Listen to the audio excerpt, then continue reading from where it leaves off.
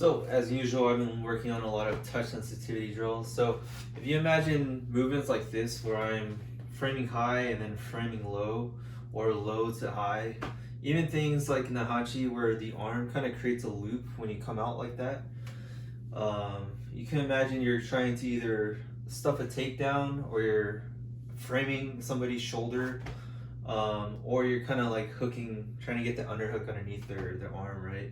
So something to think about is anytime there's disconnection when you do that, there's a chance for them to counter you, or there's an opening, right? So for example, if I just go from here and I try to shove, notice how my hand disconnects from the bag, and I try to do that kind of like a clothesline, any opening here where it opens up and I start shooting through is a margin of error, right? It's an opportunity for me to get countered.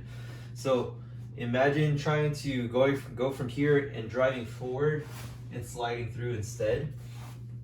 Even if, especially if you think about someone tackling you or hugging your hips, if I let my arm go back and try to push them there, I'm creating a space for them to take me off balance. But if my hands are forward and I see them going towards my hip, my arm is essentially tracking their movement, so there's always connectivity before I go through, right? So I'm going kind of like using my shoulders and my forearms to kind of frame them within my body line.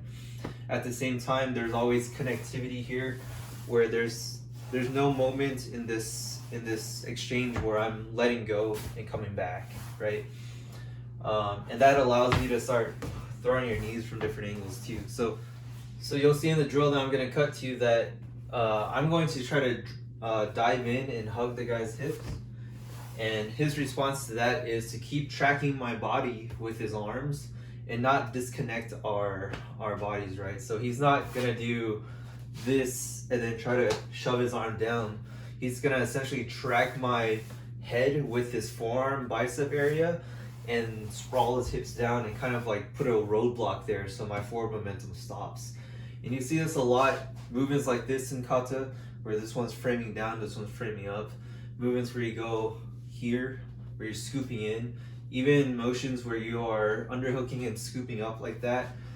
Anytime there's your elbows are kind of rotating on this axis, is an opportunity for you to develop that touch sensitivity to kind of corral the person's body weight into your frame here so that you can shove them back up. So check it out. So here's the live version of the drill I was just explaining. So I'm driving in, he stuffs that with his bicep, and actually what happens there is, since I was trying to drive downward to take his hip, he stuffed it by sprawling, and then we both kind of have to raise up because the exchange kind of resets within the clinch. And he's using that momentum of both of our body weights raising back up to execute his throw and drive forward. So there's the stuff. Again, so stuff with the bicep here. Notice how there's no space. And he actually uses that arm across the neck to grab behind my neck afterwards. You could counter however you want, as long as you're not creating space after that stuff. So again, that arm acts like a clothesline.